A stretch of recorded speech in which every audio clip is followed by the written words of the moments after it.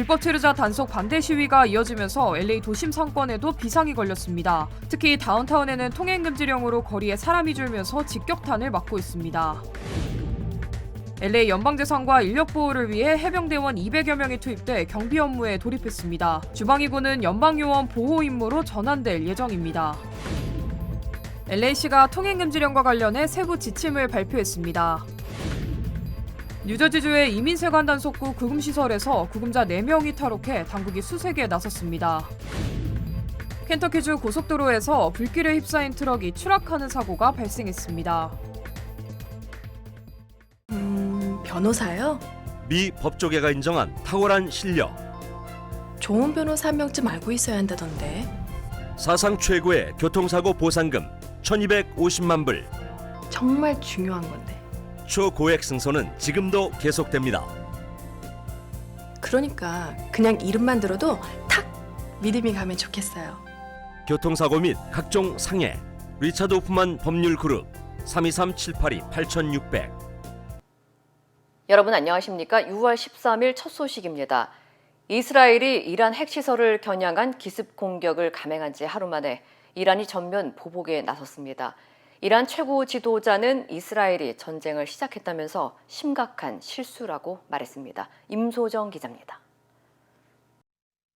캄캄한 밤하늘을 밝힌 섬광이 도심 빌딩 사이로 내려 꽂힙니다. 피어오르는 붉은 화염과 연기. 공격을 받은 건물 벽 한 면이 무너져 내렸습니다. 이란이 이스라엘의 수도 텔아비브에 수백 발의 탄도미사일을 퍼부었습니다. 이스라엘군이 이란의 나탄즈 핵시설과 미사일 공장 등 주요 군시설을 기습 공격한 지 하루 만에 보복 공격에 나선 겁니다.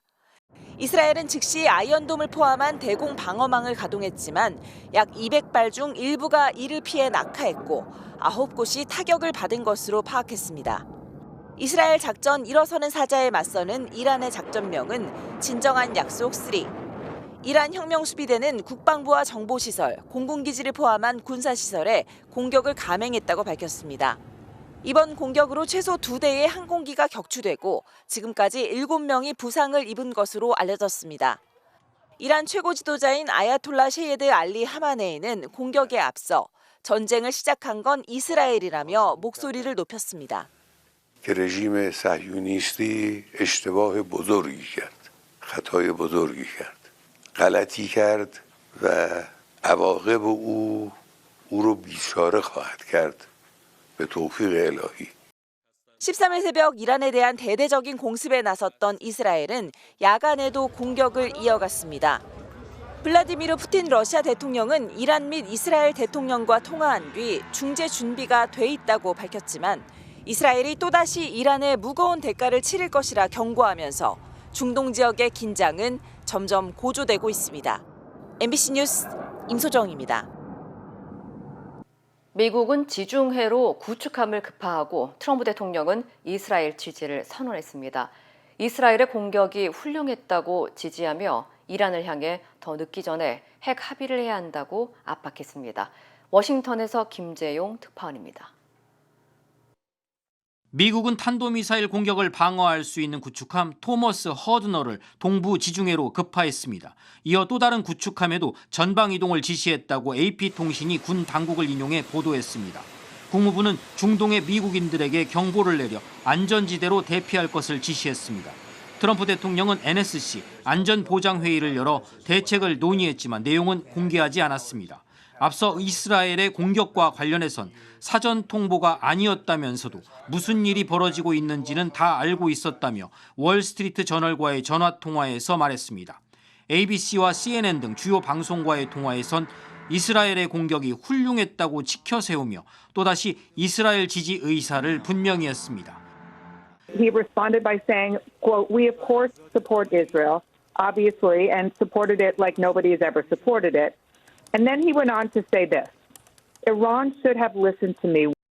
SNS에도 글을 올려 이란에 기회를 줬지만 받아들이지 않았다며 이란은 아무것도 남지 않기 전에 합의를 해야 한다. 다음 공격은 더 잔혹할 거라고 경고했습니다.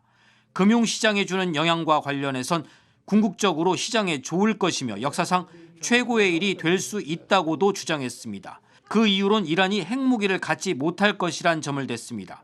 이런 언급은 오는 15일 오만에서 예정된 핵 협상에 이란이 참여할 것을 요구한 것으로 풀이됩니다. 이스라엘 네타냐후 총리도 추가 공격을 예고했습니다. More is on the way. The regime doesn't know what hit them. They don't know what will hit them. 긴급 소집된 유엔 안보리에서 이란은 이스라엘이 모든 선을 넘었고 무기를 제공한 미국의 행동도 잊지 않을 거라며 강경 대응을 예고했습니다.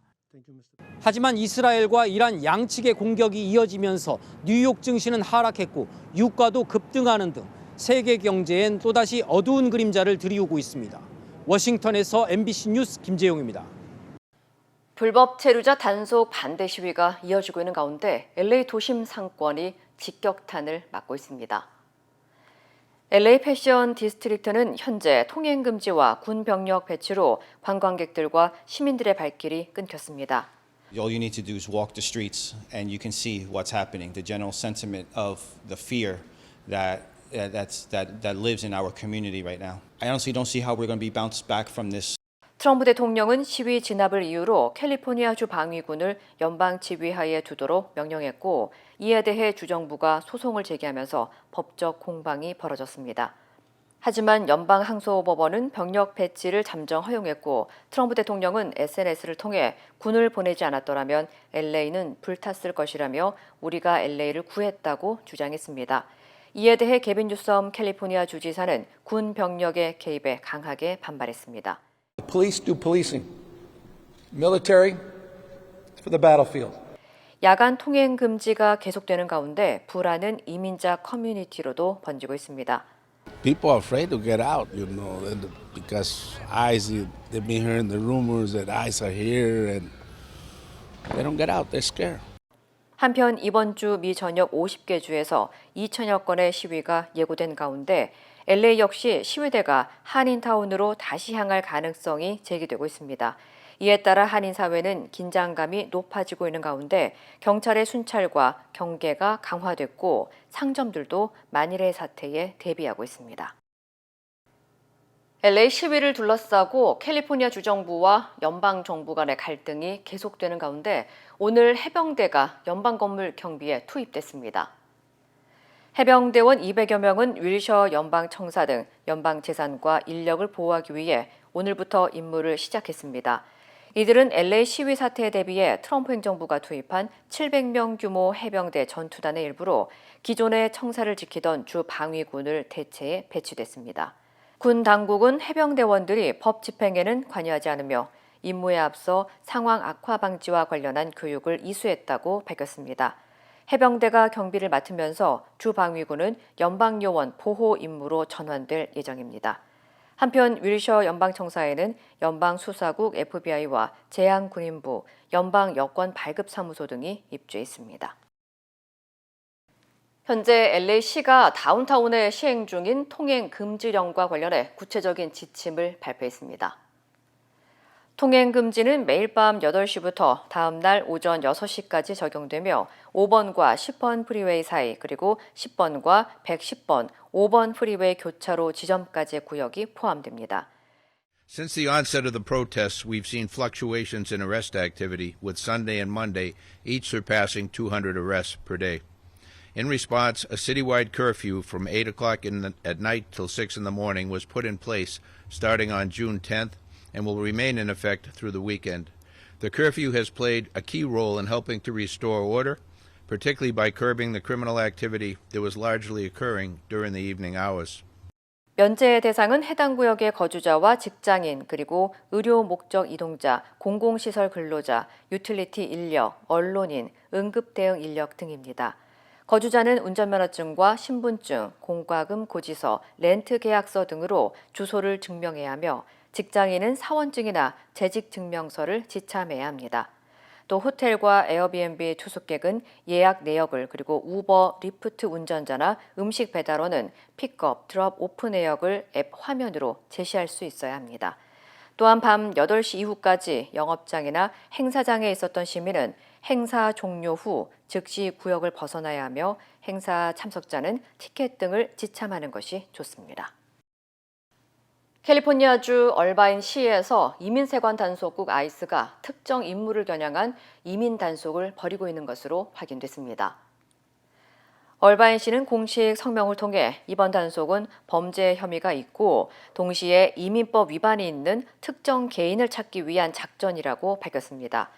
지역 당국도 무차별적인 이민 신분 단속이 아니다라고 강조했지만 지역 사회 불안은 커지고 있습니다.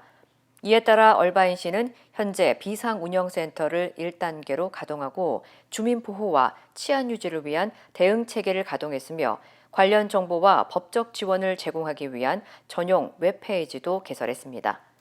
얼바인 경찰국은 이번 단속에 어떠한 연방기관 협조도 하지 않고 있다며 지역 사회의 신뢰와 보호를 최우선으로 하겠다고 밝혔습니다.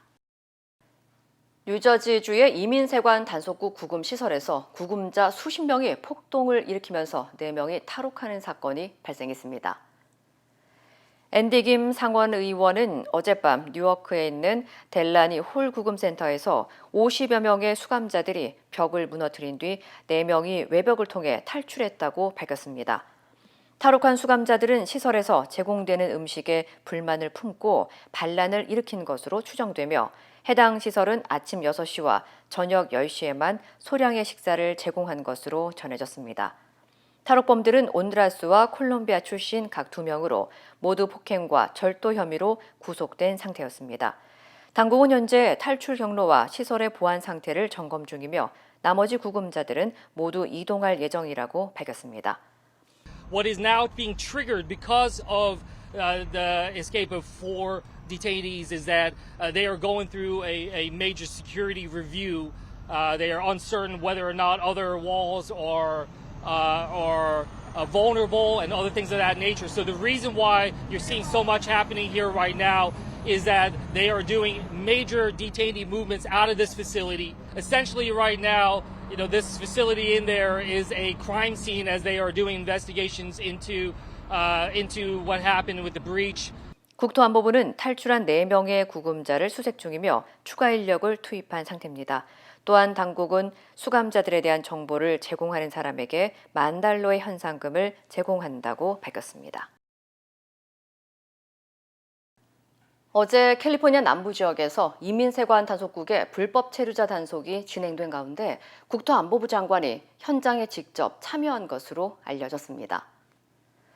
공개된 영상에 따르면 어제 오전 6시쯤 헌팅턴 파크의 한 주택에 전과가 있는 불법 체류 남성을 체포하기 위해 이민세관 단속국 요원 10명이 출동했습니다. 하지만 남성은 집에 없었고 아이스 요원들은 남성의 이름이 적힌 영장을 가족들에게 제시하며 집안을 수색했습니다. 당시 현장에는 크리스틴 홈 국토안보부 장관이 단속 현장을 지켜본 것으로 전해졌습니다. 당국은 남성이 이전에 추방된 기록이 있는 멕시코 출신의 불법 체류자였으며 마약 밀매와 폭행 혐의를 받고 있다고 밝혔습니다. 한편 아이스 요원들은 이 남성을 체포하지 못한 채 돌아갔으며 남성의 아내는 현재 5번째 아이를 임신한 지 4개월째인 것으로 알려지면서 일부 주민들의 비난이 일고 있습니다. 켄터키 주 고속도로에서 화염에 휩싸인 트럭이 추락하는 아찔한 사고가 발생했습니다. 루이빌 소방서에 따르면 오늘 오전 10시 14분쯤 65번 고속도로에서 트럭 트레일러가 교각 아래로 떨어져 64번 고속도로로 추락했습니다. 당시 트럭은 추락하면서 거대한 불길에 휩싸였고 엄청난 연기가 발생한 것으로 전해졌습니다. 운전자는 다행히 트럭이 추락하기 직전 뛰어내려 경미한 부상만 입은 것으로 확인됐습니다. 경찰은 추락한 트럭 안에는 아무것도 없었다며 현재 정확한 추락 원인을 조사 중이라고 밝혔습니다. We all know this general area has been an area where there have been other accidents over the past couple of months. Following those previous accidents, we were in close contact with KYTC. 한편 이번 사고가 발생한 구간에서는 지난 5월부터 유사한 사고가 4차례 발생했으며 당국은 안전 개선을 위해 해당 구간에 대한 점검을 계획하고 있다고 전했습니다. 남가주 한인의사협회가 한인 커뮤니티를 위한 대규모 건강 박람회를 개최합니다.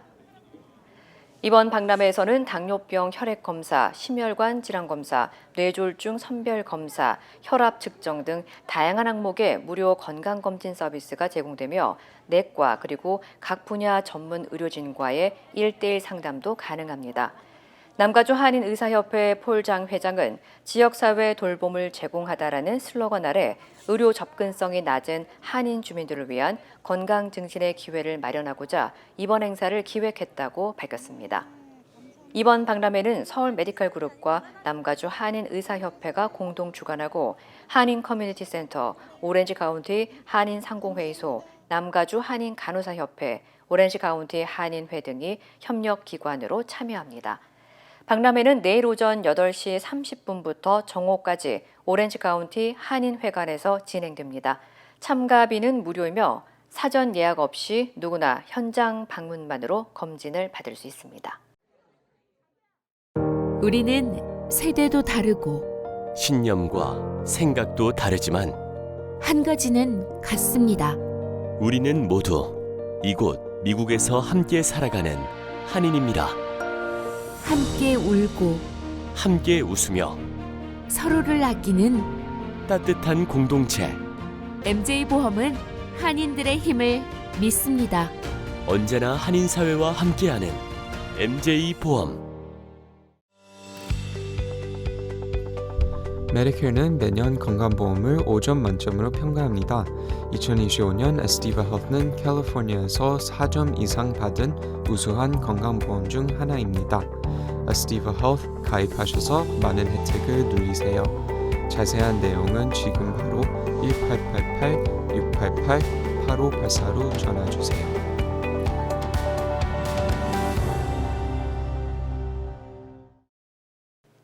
다음은 한국 소식입니다. 3대 특검의 지휘자가 모두 결정됐습니다. 이르면 이달 말 본격 수사에 돌입합니다. 박솔립 기자입니다. 가장 규모가 큰 내란 특검은 특수통검사 출신 조은석 전 감사원 감사위원이 이끌게 됐습니다. 특검보는 6명까지 둘 수 있고 파견검사 60명, 파견공무원 100명, 특별수사관 100명 등 최대 267명으로 역대 특검 중 최대입니다. 계엄의 명분을 만들기 위해 북한의 공격을 유도했다는 외환 유치 의혹까지 수사 대상을 넓혔습니다.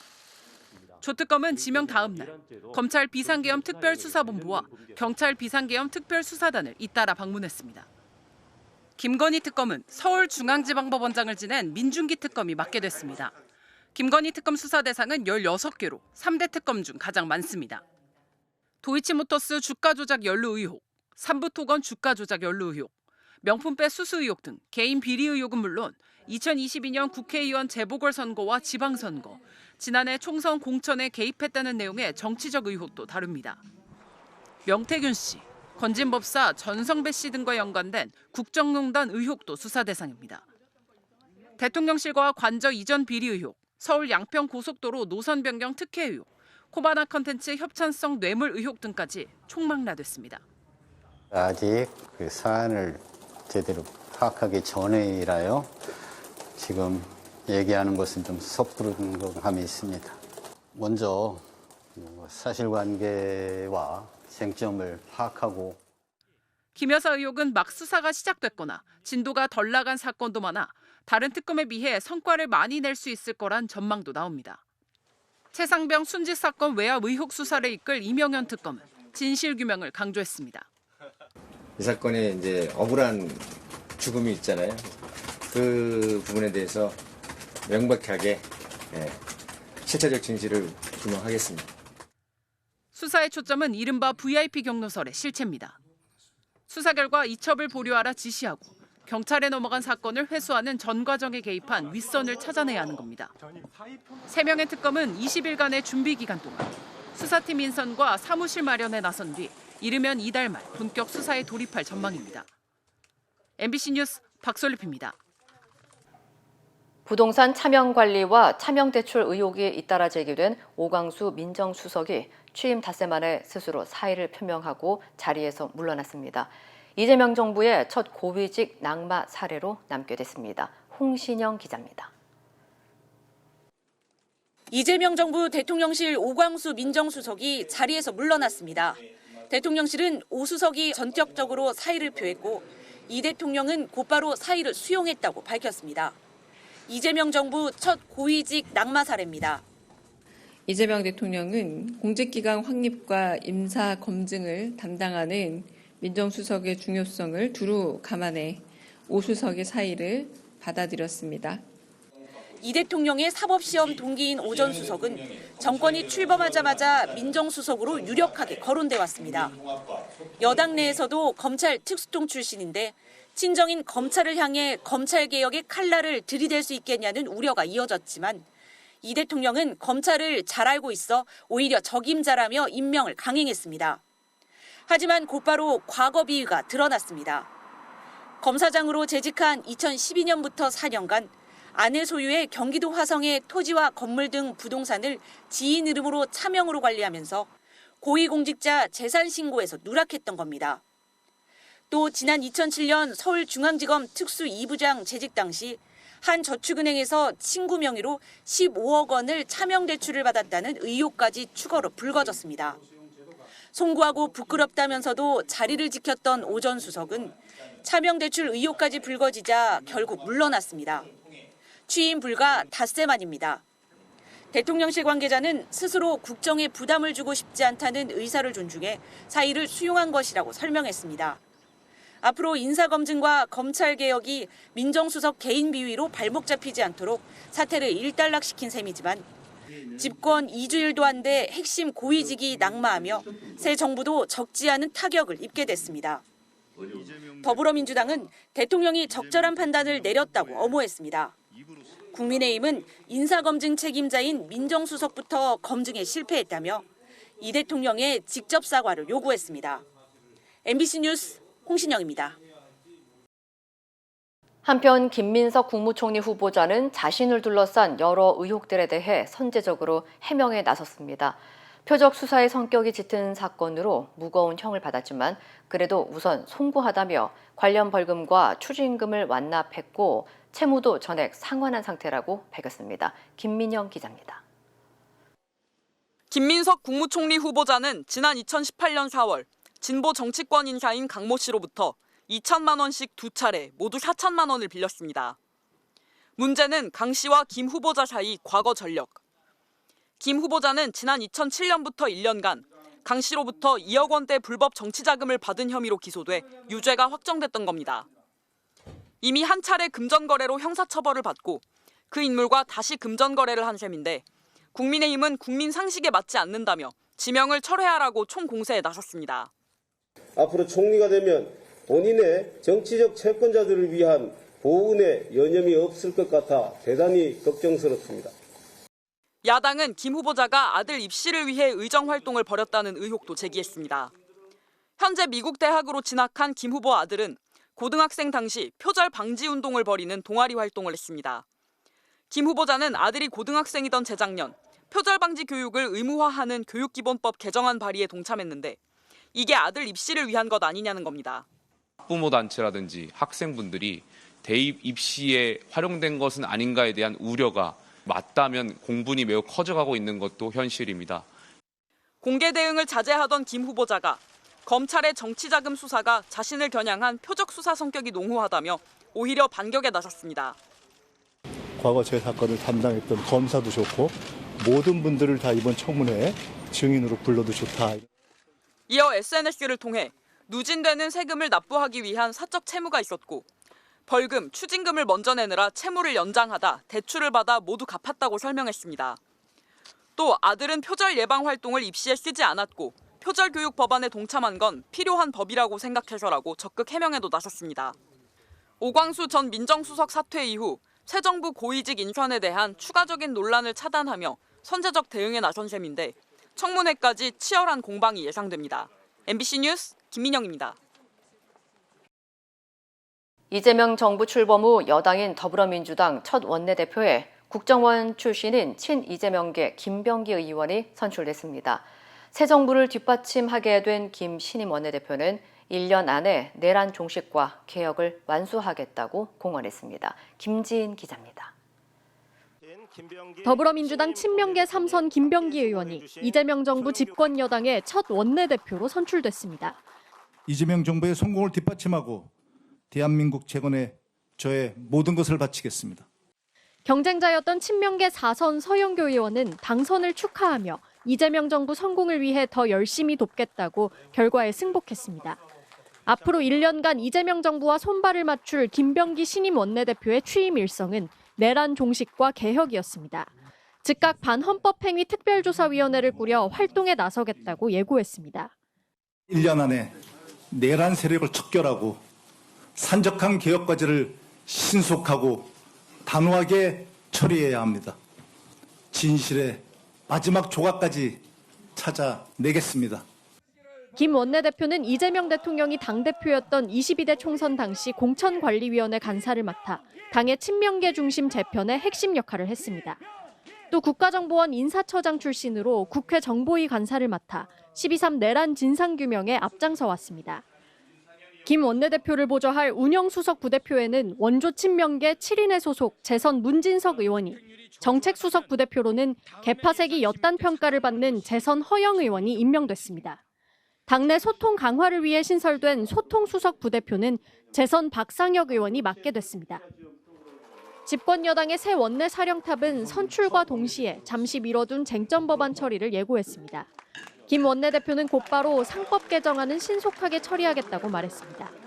이번 원내대표 선거는 의원 표심 80%에 처음으로 권리당원 표심 20%가 더해졌으며 구체적인 득표율은 공개되지 않았습니다.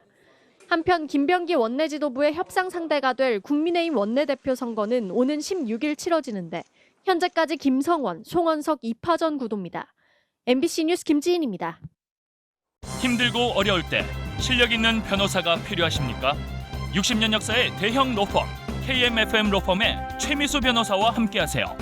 교통사고, 민사법, 형사법, 가정법 등 풍부한 경험과 최고의 실력으로 완벽하게 도와드립니다. 최고의 보상을 책임지는 실력 있는 대형 로펌, 도움이 필요할 때 강한 힘이 되는 변호사 KMFM 로펌 최미수 변호사 213-427-2350.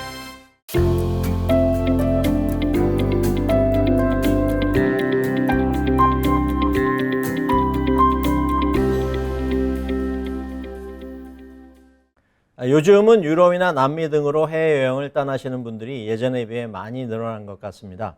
많은 분들이 여행자 보험을 단지 선택 사항으로 생각하지만 실제로는 예기치 못한 상황에 대비하는 가장 기본적인 안전장치입니다. 여행자 보험을 가입하는 목적은 단순한 소화물 손실 보장을 넘어서 고액의 해외 의료비, 여행 취소 및 지연, 응급 후송 등의 현실적인 리스크를 감당하기 위함입니다.